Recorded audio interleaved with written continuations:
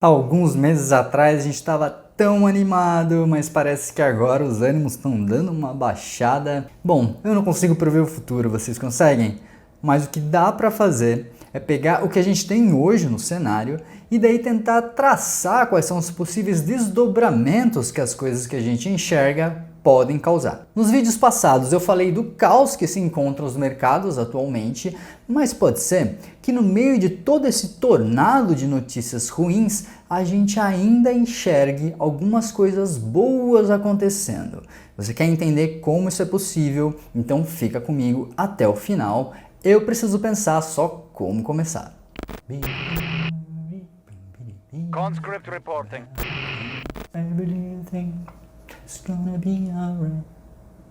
Olá, bem-vindo!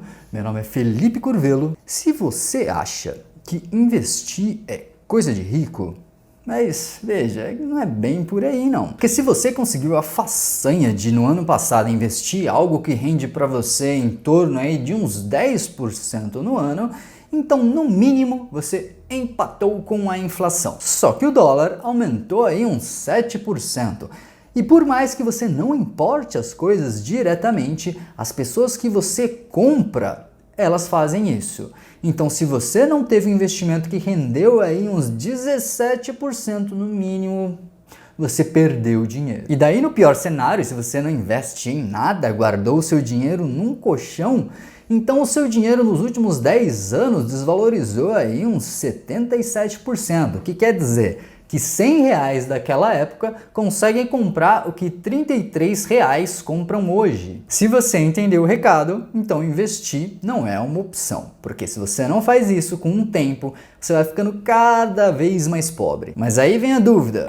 Felipe, mas eu tenho medo, esse mundão tá tudo tão incerto, e se eu colocar meu dinheiro lá e perder tudo? Primeira coisa, se você não se arriscar, nem que seja o mínimo, colocando ali numa renda fixa, de um jeito ou de outro, você vai acabar perdendo dinheiro. A diferença é que se você não investe seu dinheiro, essa perda acaba sendo meio que invisível, já que é pela inflação que ela ocorre. E daí você só nota que está conseguindo comprar cada vez menos coisas com o passar do tempo. Segunda coisa é que se você investe em ativos de risco, mas que têm fundamentos sólidos, como é o caso do Bitcoin, então você precisa de paciência. O tempo acaba sendo o seu melhor amigo nesse cenário. Então essa sua paciência vai ser recompensada, demora um pouco e muitos dizem até que segurar é a estratégia mais fácil. Bom, se você está investido em Bitcoin agora, sabe muito bem que não é bem por aí. Segurar não é fácil, ainda mais quando você vê essas oscilações que o Bitcoin tem, né? Um dia ele está valendo 60 mil e no outro ele está valendo 30, e você segurando firmemente durante todo esse tempo. Só que aí, para minimizar os seus riscos em qualquer ativo que você esteja investindo, é importante acima de tudo você entender quais são os desdobramentos daquilo que você está enxergando hoje, que é o tema justamente desse vídeo. E um dos principais entraves que a gente tem hoje é a questão da alta da taxa de juros dos Estados Unidos. Na última reunião do Fed não teve aumento da taxa de juros, mas eles deixaram muito claro que em março a probabilidade disso acontecer é gigantesca. Tá, mas tudo bem.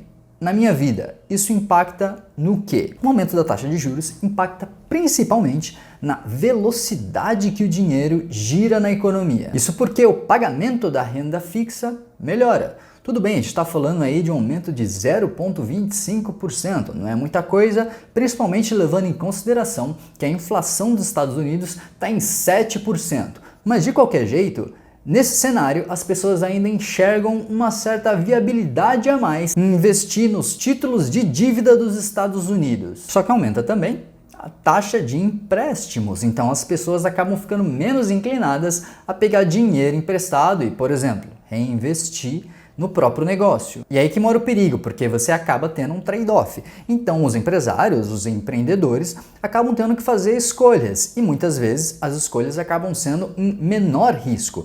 Eu vou acabar não pegando esse dinheiro emprestado para investir aqui na minha empresa, porque eu posso colocar numa renda fixa ali e de repente render a mesma coisa com um risco praticamente nulo. E daí quais são os cenários que a gente pode ver aqui? É bem provável que o preço que a gente esteja vendo hoje nos ativos já esteja contabilizado as 4 altas da taxa de juros previstas ainda esse ano. Então, se no meio do caminho o Fed decidir que não faz mais sentido aumentar a taxa de juros como ele estava prevendo, isso pode acontecer muito por conta do reajuste nas cadeias de produção. E eu já falei disso num vídeo aqui sobre os problemas que a gente tem hoje nos portos, de logística e tudo mais. Com esse problema se ajustando, é bem provável que a gente consiga enxergar reflexos na inflação. Se a gente enxergar esses reflexos, é bem provável que o Fed volte atrás nessa sua decisão de aumento da taxa de juros. Mas mesmo que isso não aconteça, ou seja,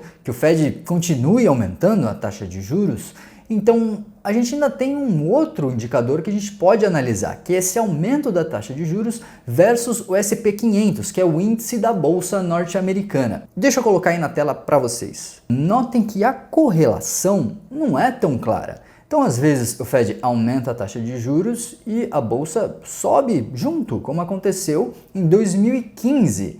E a pergunta é, será que a gente está vendo esse mesmo cenário agora? Para responder essa pergunta, a gente vai ter que esperar um pouco mais, porque aí o tempo vai dar essa resposta. E daí, outro ponto de tensão é a iminência de uma guerra entre a Rússia e a Ucrânia. Para deixar claro, já existe um conflito lá, tá? Você tem ali a região da Crimeia, que já é uma zona disputada pelos dois países. É que o que aconteceu agora foi um pouco diferente. Teve um convite da OTAN para a Ucrânia, então a Ucrânia faria parte da OTAN e esse convite soou para a Rússia como uma afronta, já que a OTAN é uma organização diretamente norte-americana. E se o conflito acontecer de fato, aí esquece, os mercados vão derreter. Mas analisando os fatos, o que eu acho é que esse conflito não tem uma probabilidade muito grande de acontecer. E por quê? A Rússia tem hoje, alocado ali na fronteira com a Ucrânia, cerca de 100 mil tropas. Eu sei que parece muito e para uma invasão inicial realmente é o suficiente, mas para avançar e conseguir mais territórios, a Rússia precisaria no mínimo do dobro dessas tropas. Então a gente está falando de 200 mil tropas.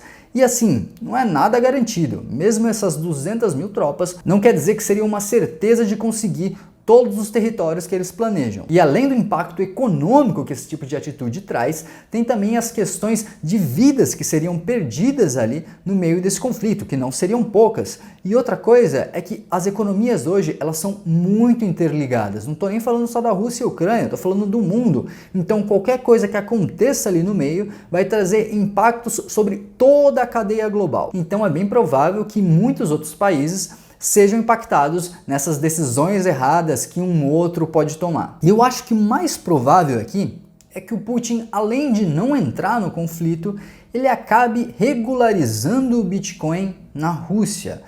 Por quê? Você tem no Bitcoin a solução para as sanções que os Estados Unidos está impondo atualmente no país. Então, por mais que o cenário não pareça muito positivo hoje, dependendo do que acontecer, talvez a resposta seja até positiva. E daí tem outras questões que estão chegando numa solução e talvez a gente possa ver algumas notícias positivas no futuro, quem sabe próximo. Como a doença famosa que está passando aqui no Brasil, a gente ainda tem um cenário meio turbulento, mas lá fora a gente já consegue enxergar países liberando totalmente o uso de máscara e por aí vai. Então existem sim indícios de que em breve a gente pode voltar a uma vida mais próxima do normal.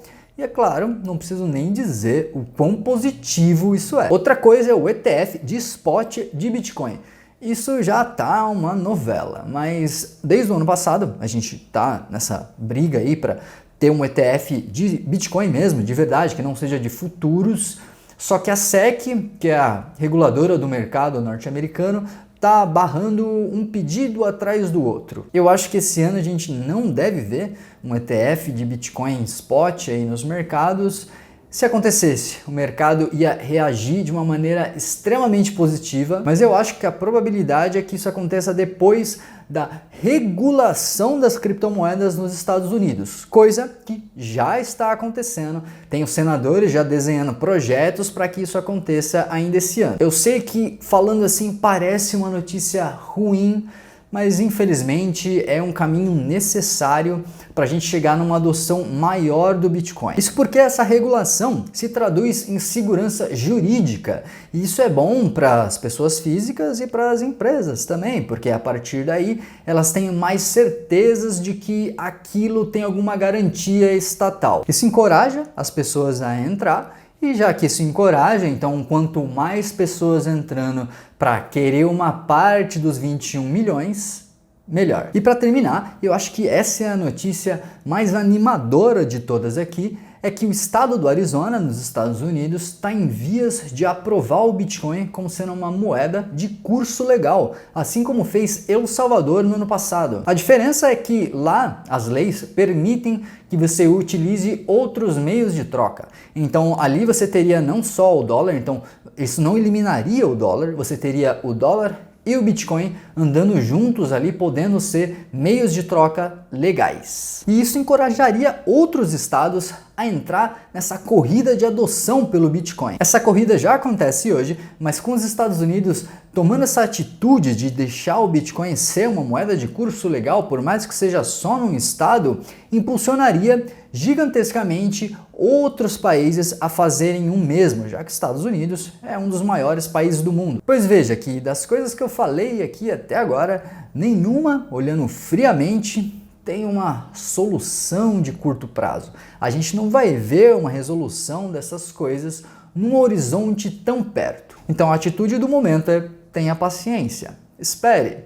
O momento agora exige caixa. Tenha caixa para você aproveitar as oportunidades e não saia vendendo suas coisas por aí, porque depois você pode se arrepender amargamente. Na verdade, faça o contrário. Você tem que comprar recorrentemente enquanto os preços estão no nível mais baixo. A intuição da maioria das pessoas acaba dizendo o contrário. As pessoas querem comprar quando veem os preços subindo.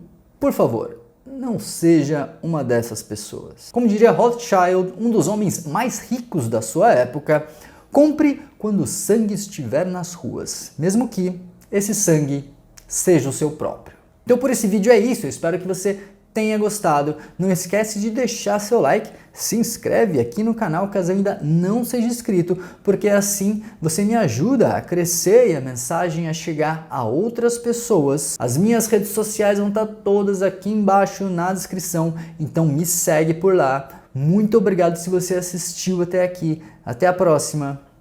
Tchau, tchau.